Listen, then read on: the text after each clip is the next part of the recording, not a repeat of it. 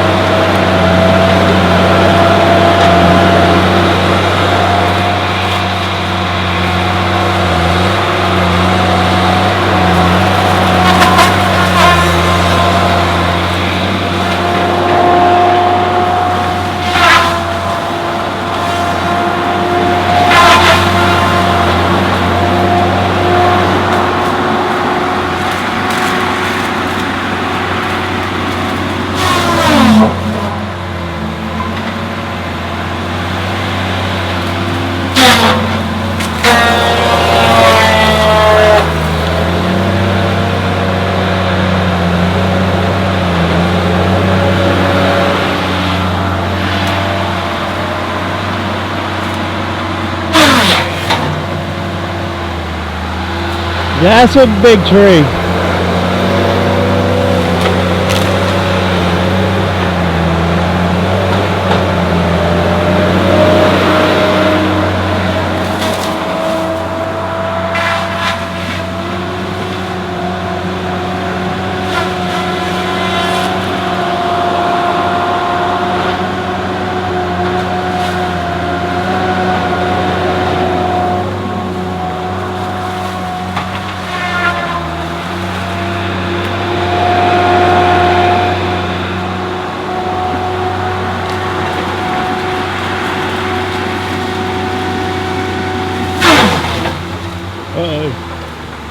He's having to fight that one.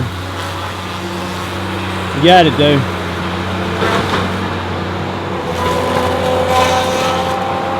Then that thing just shot a limb out across some woods about 50 yards to the right of him. I don't know if I got it on, I don't know if you can see it on camera or not.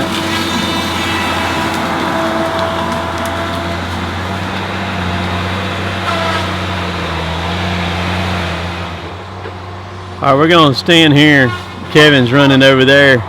This pile right here that I'm pointing the camera at right now, my finger's pointing at, that's the pile that I was throwing all those chunks at in Sunday's video. You can see all these chunks laying here. All right, I'm gonna answer some questions. I got a bunch of questions and suggestions in the comments on that video. Several people said that I should be saving this stuff for firewood, all these chunks like this right here. There was one guy, I can't remember who it was, that mentioned that most of these chunks, like that one right there I'm pointing at, are sweet gum. And they are, a lot of sweet gum. That's a pine right there. And he also pointed out that this stuff was green, very green. That's correct. And a lot of people don't realize that with this stuff being green like it is, and that sweet gum like that right there, you can't do anything with this stuff. You just let it rot. Is what you do. So this whole pile right here, the skidders will use this stuff. They will carry it back to the woods and they will use it for matting material. These jobs don't need to be completely cleaned up to where they look like a field, and here's why. Because if you remove all of that stuff right there, you look out across through here, you see this mat of stuff that's on the ground right now. That's actually a good thing to have all that stuff on the ground, and here's why. Think about this. If you completely removed all this stuff right here, the erosion factor when it rained would be crazy. But if you've got this perfect mat of stuff out here on the ground, you do two things. You protect the ground from erosion, and number two, that stuff's going to rot and go right back in the ground for future trees to grow right here, whether they're hand planted, if it's turned back into pine, or if it just comes back up natural to a natural stand like what it is right now. So it's actually good to leave this stuff on here. Now, people ask about chipping this stuff. Alright, this stuff right here, I reached out to that chipper guy just a little bit ago, and I'm going to give y'all some figures here at the end of this video if I get a response back from him. But I'm going to say, because I was wanting to know the cost of a new Morbark, what a new Morbark costed to do a pulp quality chip. I'm going to say they're probably $1 million. Alright, there's not even a tractor trailer load of chips right here in this pile. It's not even close. It takes a lot more of what you see right here to make a load of that stuff than anything. So what you see is not going to waste. And let me add this right here too. We'll spin back around where we can watch Derek. Okay, so you got us here in the southeast. We have a pulp market here in the southeast. We do not have a chip market here to deliver finished chips to. There's nowhere around here, so nobody runs chippers. We have one fuel chipper here in our area that runs, it delivers to we have an Inviva pellet mill that's not far from where we're at right now, but it's a very small mill, and there's only one guy that chips dirty chips to go in there, and then most of their chips come from these other mills that supply them. So there's not a chip market here. If there was a chip market here, there would probably be some chippers running. But a chipper is probably one of the most nightmarish machines that you could possibly run in the woods. There's a lot that goes on with those things to keep those things up and running. And if you don't believe me, you can watch a few of John's videos, and you'll find out real quick that there's a lot to one of those machines running. That chipper guy, John, got back with me right after I got through filming this video, and it surprised me quite a bit. A new Morbark chipper that'll do a pulp quality chip comes in at about $1.4 million right now. That's crazy. Can you imagine, even if you put $500,000 down on it, you would still finance $900,000, and I don't know what you could get that money for at the bank right now, but your payments would be like psycho crazy.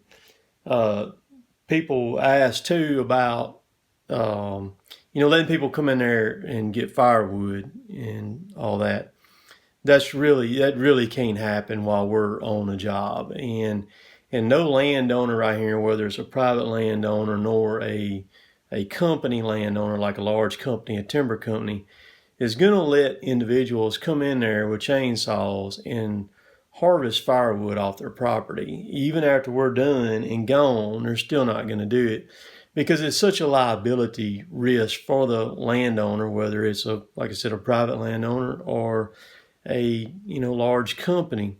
They're just not going to do it, and we can't have them there on our job while we're working because it's just a safety factor of them being there. And if they do come in there, we've done that before years and years and years ago.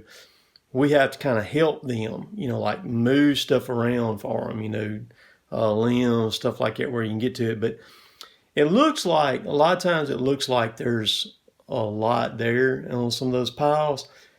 But as soon as you give it about 2 weeks and the sun's on it and that stuff starts drying out, the moisture starts coming out of it, those piles will slowly but surely shrink down.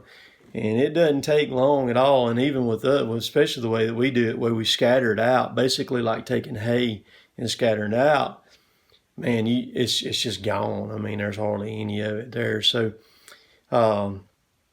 it's really not not near as much as what it looks like. So I hope you enjoyed that video, getting to watch Derek. Please subscribe to me if you like my stuff. I'd appreciate that. Everything's right down below. Website, Amazon store, all that stuff's right down there. My Amazon store has stuff in it that I personally use and every day. Not every day, but I use stuff a lot that's in my Amazon store. So for now, I'm going to let y'all go. We'll catch y'all later. Later, taters.